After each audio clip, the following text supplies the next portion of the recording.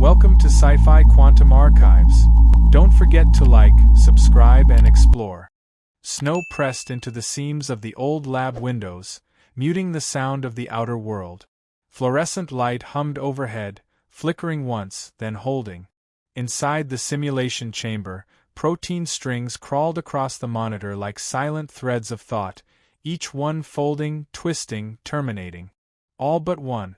It showed up at 3:17, tucked inside a routine batch of ribosomal stalling trials. Harmless, at first glance. A single-stop codon that should have behaved like all the others. Clean exit, protein release, end of line. But it didn't. It hesitated. Instead of halting translation, it looped. Not randomly. Not messily. With rhythm. With restraint. As if pausing to consider something. Most anomalies collapsed within nanoseconds, garbage folding into noise. This one held its form. Ran smooth. Replayed with identical pacing across 3 different modeling tools, each designed to cross-validate failure. Initial response was routine. Flag it, document the timestamp, write a short internal note. Codon behavior inconsistent with expected termination. Nothing alarming. Nothing unusual for a system that chewed through terabytes daily. An offbeat signal, yes, but not unprecedented. Still, something about the return path nagged at the corner of awareness. The codon wasn't just replaying.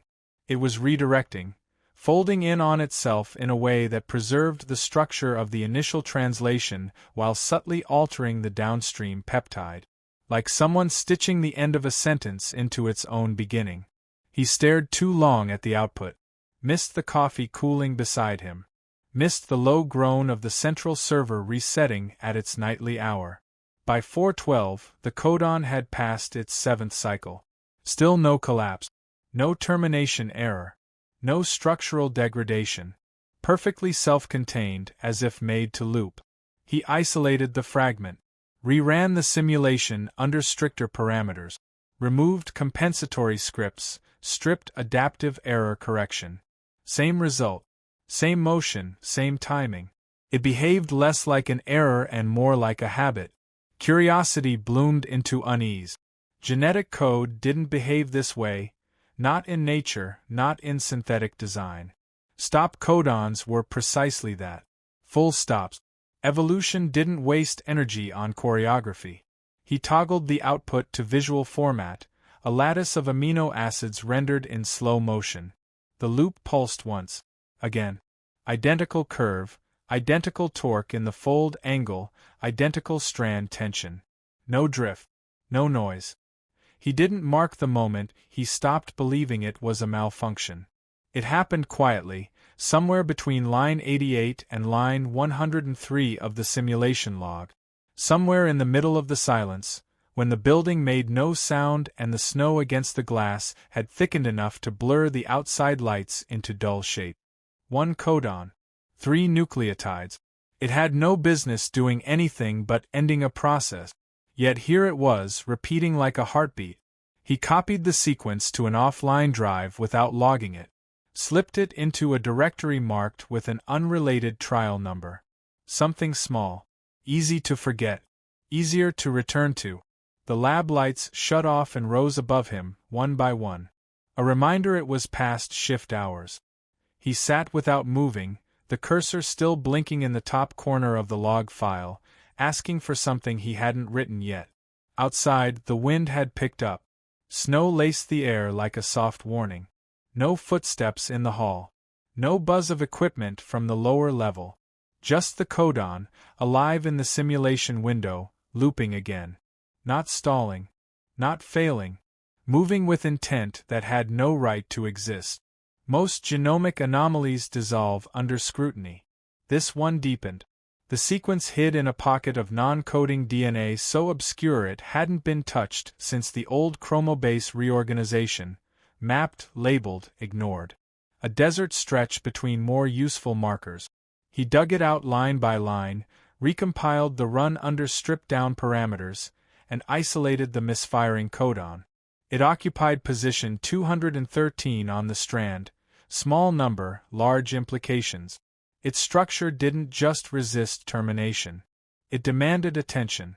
He copied the base pair sequence into a side project, one barely remembered from doctoral work. A private algorithm written during a semester of poor sleep and stubborn obsession, where genetic sequences were reimagined as phonemic patterns. A game once, now a tool. Each triplet codon became a phoneme. Each strand a possible sentence. Never produced anything sensible. Until this one. No spinning. No hesitation. The output rendered clean. We left you this body. No stammer in the waveform. No random phoneme corruption. Not gibberish that resembled language. Not pattern recognition bias. 6 words. Space. Time. Aligned with human inflection. No modulation required. He erased the file. Reloaded the original sequence. Reran the algorithm with logging turned off. Same result. No change. He reversed the strand. Flipped it. Nothing. Silence. He substituted the stop codon. Message disappeared. He inserted unrelated codons with the same physical properties. Nothing but broken syllables. He reassembled the original. Pressed enter. We left you this body. The room didn't feel colder, but the air had shifted. Vents had not changed. Temperature readings remained flat. Still, the silence pressed harder. Walls leaned closer. A hum inside the jaw, just behind the ears. He stared at the sentence as if it might explain itself. Nothing followed. No second line. No signature. Just those 6 words sitting still, untouched by science. Hands didn't shake. Thoughts did. Old logic crawled forward, seeking precedent. None offered itself. No known viruses left readable signatures. No gene therapy used linguistic encoding. No evolutionary pressure made information out of protein. He disabled his network connection. Cut the line to the mainframe. Moved the project off shared drives. Every instinct, sharpened over years of research compliance, told him to log the finding and alert the board. Every nerve rejected it. He inserted line breaks. Ran the sentence in fragments. The pattern remained. No degradation. No randomization. The phrase refused to decay. It didn't resemble a warning. No threat. No command. Only the suggestion of presence. Not origin. Not destination. A moment left behind like skin. He traced the codon's position against public genome map. Nothing annotated. No experimental records. No metadata. The sentence rang louder for it. We left you this body. The cursor blinked once. Twice. Still no answer. Only that line, repeating with the calm of something not written but embedded. Not meant to be found, but impossible to ignore once seen. No author. No context. Just the unmistakable shape of intent. The report was submitted at 8:41, buried 3 folders deep in the internal network under standard formatting, anomalous codon behavior flagged for peer input. Language was clinical, phrasing sharp but neutral. Nothing dramatic. Nothing embellished. The phrase itself was omitted. Only the mechanics included. Sequence ID. Translation anomaly. Consistent loop with phonemic characteristic. Enough to raise attention. Not enough to raise alarm. No response for 3 days. On the 4th, access failed. Credentials rejected without warning. Simulation privileges revoked. Archive permissions stripped. Requests to IT returned no ticket, no reference. Just a locked terminal and a timed logout. Tried the secondary account. Same result. First call to the department admin routed to voicemail. Second was picked up, line open but silent. Background hum suggested presence. No voice returned. Funding portal displayed a notice of freeze. No justification. Only a timestamp and a review flag. The data folder was gone. Not corrupted. Not damaged. Clean. Every log file. Every output image. Every parameter set tied to codon 213. Even local backup pathways had been accessed remotely and cleared. The only remaining trace was on the disconnected drive. No metadata. No cloud sync. No mention in the weekly digest. Corridor conversations shifted. Once familiar greetings thinned into nods. Eye contact shortened. Colleagues lingered less. Meetings ended early. Scheduled lab hours were reassigned without explanation. The principal investigator called without preamble. Voice low, no greeting. Just words. "You've flagged something that doesn't belong here. We're not interested in that direction. Please consider the implications." No elaboration followed. No argument invited.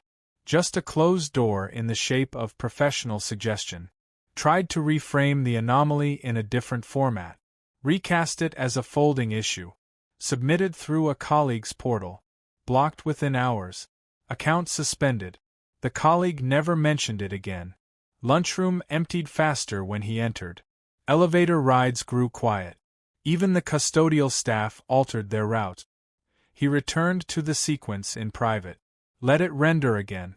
"We left you this body." No variation. Looked through old genetic anomaly papers, searching for precedent. Found nothing. Searched older. Still nothing. The phrase sat unchanged, unaffected by context. Always there. Always exact. As if waiting. The next morning, his building pass failed. Security shrugged. Said the list had changed. No record of revision. Just a notice. Access expired, project inactive. Applied for reinstatement. Declined. Requested a meeting with administration. Denied. Walked through snow to the north gate. Stood outside the glass, watching the terminal where he once worked. Blinds drawn. No shadows inside. No trace of what had passed through those screens. Colleagues crossed the lobby without acknowledgement. Familiar faces moved past as if through mist, as if he were no longer part of the terrain. The message hadn't disappeared. He had. But the sentence kept its form. 6 words. Every time. No loss. No drift. "We left you this body." No institutional silence could make it less present. No removal could erase what had already been heard. The Codon didn't need permission to exist. It had already spoken. Snow thawed at the edges of the windowsill where morning reached through glass with a dull hand. The lab was no longer his. The funding trail had ended. But the message hadn't. A copy drive, buried deep in a disused directory, carried the last clean version of the sequence. That line remained intact, untouched by erasure. It had become a problem too large to share, too strange to discard. The only way forward was through open data, the kind no one cared enough to delete. He moved through raw archives with quiet hands, scraping genome banks never meant for scrutiny. Ancient DNA, half-sequenced trials, failed anthropological surveys, files too corrupted for publication but still clinging to form. He wasn't looking for patterns. He was looking for recurrence. 2 weeks passed before the first match surfaced. Sample GS114B green-marked file from a pre-2000 upload tagged only as Inuit male, Thule Coast. Cold sequencing, brittle metadata, partial codon map. But codon 213 was there. Intact. No mutation. No silence. He sat motionless while the processor ground through the checksum. The phrase emerged again. Same voice shape. Same pause between each word. "We left you this body." He fed the sample into the phoneme matrix. Output unchanged. The next came buried in an older study. Basque lineage tracking, pre-genomics era, converted clumsily into digital format. The files stuttered under modern parsing tools, but held enough to make sense of the sequence. Codon 213 stood clear in one profile marked F42 delta, female. Deceased. Bloodline unknown. No disease markers near the sequence. No adaptive mutation. No cause for that codon to exist. He checked 20 more. Nothing. Then one flagged. A frozen sample from a research station east of Yakutsk. Tundra Case 12. No further classification. Download restricted by a broken credential system long since abandoned. File structure corrupted. He rewrote the checksum manually, reassembled the base pairs. The codon sat inside a half-built model of mitochondrial drift. Intact. functional, paired with no known adjacent strand. 3 bodies, 3 regions, no common ancestor, no overlapping haplogroup, no convergent environment. The line wasn't carried. It had been placed. He broadened the search. Primate genomes, apes, chimps, gorillas, orangutans, full sweep, hundreds of sequences. Not one held the anomaly. He searched Neanderthal samples, Denisovan fragments, homonality reconstructions. Nothing. Blank space where codon 213 should have fallen. As if evolution had skipped the line entirely. No markers suggested inheritance. No sign of mutation, drift, or transposition. The codon didn't spread. It appeared. One body at a time. He ran simulations. Tried to map genetic pathways that could explain it. None held. Probability collapse. Models rejected the codon outright unless he forced it. Each time he removed natural constraints, it dropped back into place. Like gravity, but with no mass to hold.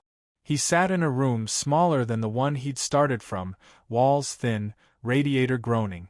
Outside, wind bent the light poles sideways. Inside, the sentence waited. Not for decoding. Not for proof. For recognition. The message didn't spread like a mutation. It landed like a name. Only once in each person. No sign of transfer. No echo in the family tree. Just a signature with no pen. 3 points on the map. No path between them. Only silence, and a question written inside cells that should never have spoken. We left you this body. Wires curled across the desk in coiled knots, each one soldered by hand, each line routed through converters never designed for biology. The analog synth system had dust in the cracks and a warmth in its pitch no digital processor could fake. He turned every dial by memory. No screen to tell him if the signal was right. Just sound, raw and without interface. Protein folding was never meant to be heard. It moved in angles and tensions, not harmonic. But the sequence didn't care. The codon didn't collapse under pressure. Its loop held shape even when transposed to audio. Notes didn't clash. They held. He mapped the triplets, codon to tone, fold pattern to envelope shape. The machine began to hum. The voice that came through the speakers didn't belong to language. It didn't scrape like data. It didn't pulse like electronics. It breathed. 6 words. Nothing more. The same sentence that had lived in silent code repeated in sound. Not robotic. Not glitch-ridden. No delay in syllables. No algorithmic stutter. The phrasing carried human timing. Slight lift at the start, pause before the last word. As if meant to be spoken. As if meant to be heard. He froze between syllables. There was no accent. No slur. No inflection that hinted at origin. Not synthetic, but not vocal either. Like something mimicking human rhythm without lungs. Without chords. Without intention. No emotion behind it, but not empty. He ran the output into a spectrograph. Clean modulation. No noise floor. No compression. The voice left nothing but presence. He reversed it. No hidden message. Slowed it. No distortion. Sped it. Still clear. He segmented the sentence and fed each part into a phoneme comparator. Latin, Norse, Hindi, Yoruba. No match. Not in root sound. Not in grammar. But his skin still responded as if it recognized something. Not the content. The cadence. It sounded familiar.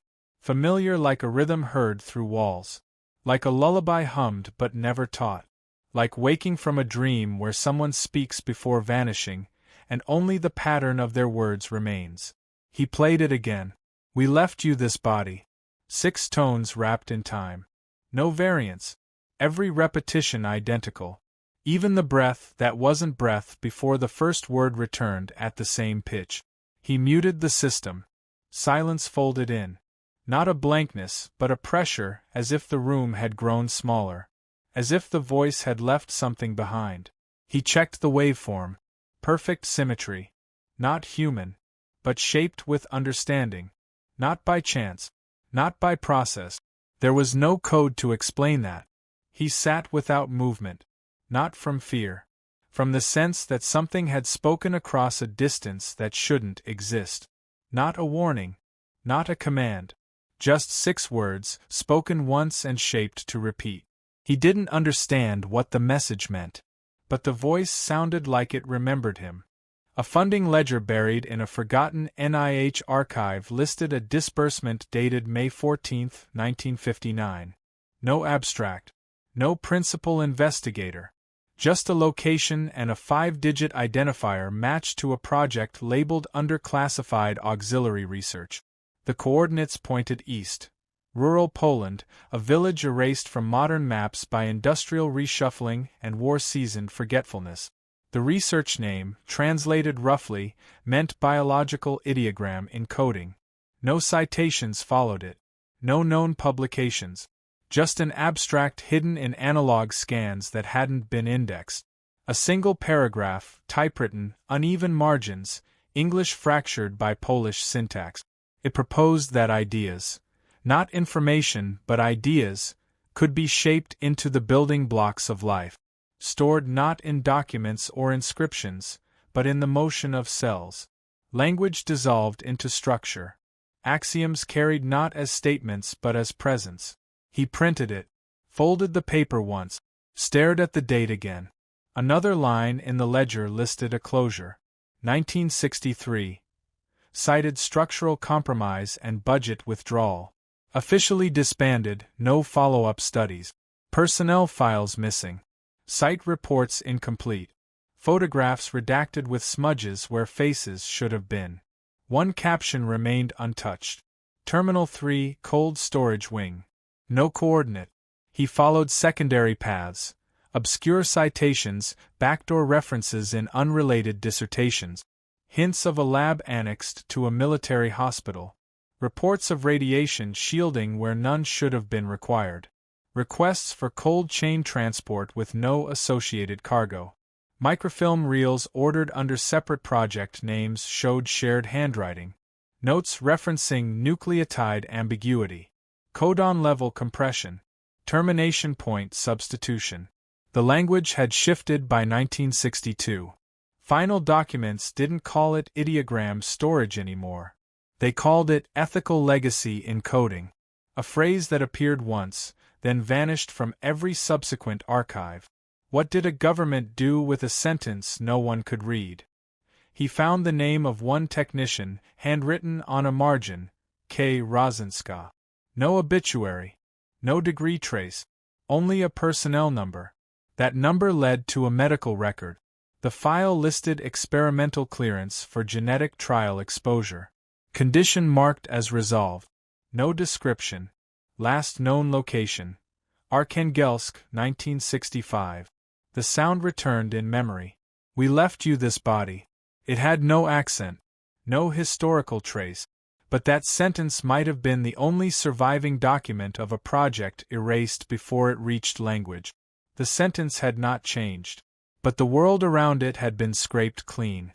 No trail to explain who wrote it. No system to justify its survival.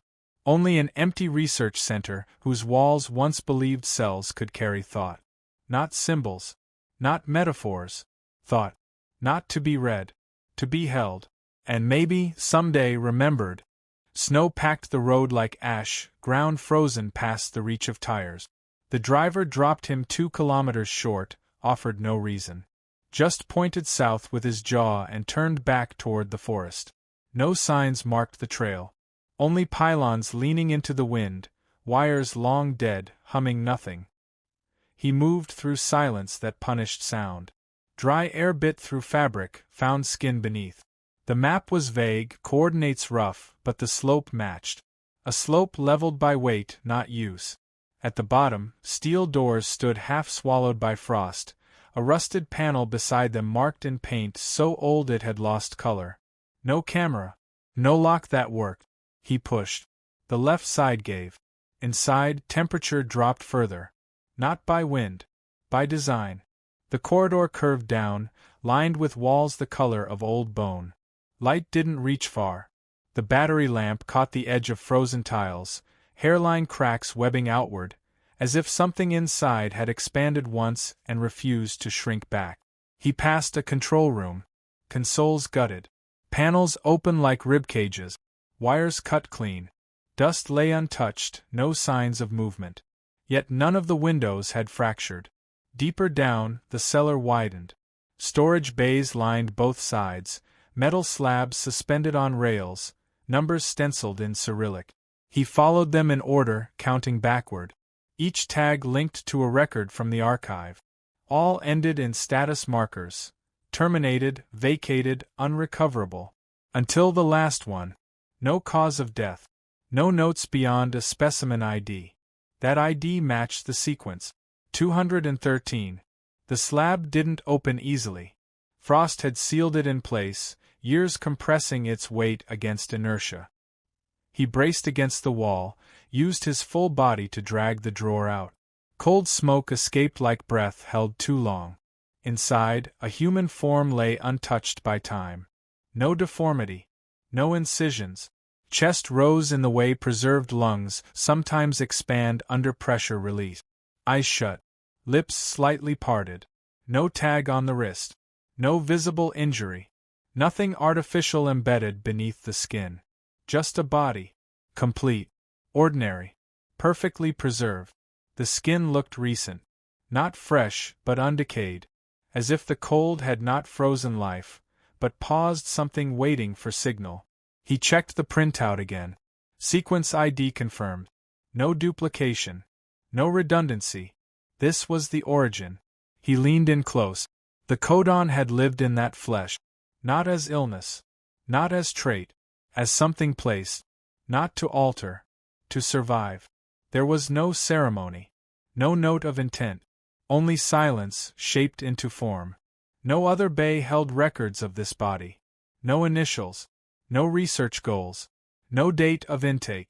The facility had forgotten it. Or chosen to. Yet the sequence remained unchanged. The message still whole. 6 words, spoken once, now carried in the form of a person no one had named. We left you this body. He backed away without closing the drawer. Left the slab exposed to air that would never warm it. There was nothing left to learn from the chamber. Nothing more to recover. But the body had not disappeared. And the message had found its witness. The body lay inside a steel drawer pulled halfway from its bay, skin pale beneath the frost-thin glaze. No tubes, no sutures. No tag on the ankle. No serial etched into the dermis. Just flesh, human in every visible way, stretched over a frame that gave no hint of what it held. He stood without speaking. Not from shock, but from the kind of stillness that settles when noise feels intrusive. There was no awe. No fear. Only recognition. The sequence had brought him here. Not to decode, not to reveal, but to witness. The room offered no instruction. He searched the remains with his eyes, careful not to touch. No implants beneath the clavicle. No vascular marks of clinical use. The skin bore the texture of age without the decay of time. No smell. No sag. Just stillness. Under the ribs, where the liver should rest, a faint shift in contour hinted at compression. Not tampering. Not pathology. Just weight where memory had settled. He scanned the barcode one last time. The genome tag aligned. No divergence. No mutation drift. Codon 213, right where it had always been. The message unchanged. We left you this body. No second phrase waited beneath the skin. No biological payload folded inside marrow. No protein map unfolding toward some grand design. There was only this. One sentence. 6 words. Left behind with a body as its vessel. He looked for paper record. Nothing. Looked for digital logs. All systems blank. The facility no longer remembered its occupant. No one had accessed this bay in decade. The cold had done the work that memory failed to do. He tried to build a reason. Why preserve a sentence this way? Why not send it in light or stone or sound? Why not inscribe it into a monument or a vault or a satellite? But no rationale formed. Nothing could justify the labor of carrying language inside a genome except necessity. or refusal. This wasn't a message meant to be discovered. It was one meant to remain. He leaned closer, studied the line of the jaw, the curvature of the brow. Familiar in a way faces become familiar when the mind fills in what's missing. No features repeated from the records. No ancestral clue. No myth to cling to. Only a body offered with no answer. No gesture. No violence. He waited, expecting some final cue. A signal, a second voice, a variable he'd missed in the sequencing. But nothing arrived. There was no revelation waiting in the chamber. No higher voice stepped in to explain the act. The phrase was the act. They had left a body. Not to prove anything. Not to teach. Not to change. Only to say it had happened. That they had been here. Once. Quietly. Precisely. And what remained was this. Nothing followed. Nothing needed to. The message was complete. The file was uploaded without signature, routed through layered servers and buried in an unindexed corner of an academic repository known more for abandoned dissertations than breakthroughs. No introduction. No appeal for peer review. Just the raw material. Sequence ID, folding protocol, audio synthesis patch, and the phrase encoded in both phonemes and text. We left you this body. It moved quietly at first, shared by small biology forums, pulled apart by amateurs with more curiosity than credentials. Most dismissed it. Coincidence. Data artifact. Glitch mistaken for structure. The kind of misinterpretation that happens when someone stares too long at noise and starts seeing shape. But a few ran the code. They found the same loop. The same timing.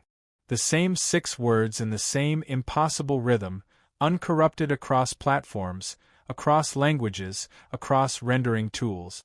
It didn't go viral. It didn't trend. It lingered. Not as revelation. Not as evidence. Just as something that refused to go away. Threads formed in private group. Messages exchanged beneath articles about unrelated findings. Conversations happened between people who had no reason to trust one another, yet recognized the shape of the question before them. No one claimed ownership. No one proposed a theory that held. It wasn't treated as proof of anything larger. It didn't feed into stories of creation or visitors or signals from beyond. It was smaller than that. Quieter. A phrase built into a single body. Preserved, unnamed, unused. Not meant to inspire belief, but to introduce a problem that couldn't be reasoned away. If someone left a body behind as a message, what was the message made of? Was it the sentence? Was it the flesh? Was it the silence? Arguments formed. Philosophers weighed in, cautiously. Biologists said nothing. Most had never seen the upload. Most never would. But a few kept returning to it. Not to interpret, but to remain in its presence. To sit with the discomfort of a sentence that was whole, unbroken, and unwilling to explain itself. We left you this body. No answer followed. Only the question it left behind. What were we meant to inherit? Thank you for watching and sticking with me to the end. Now, if you believe humanity deserves a future among the stars, do subscribe now. Only those who'd abandon Earth to its fate will scroll past.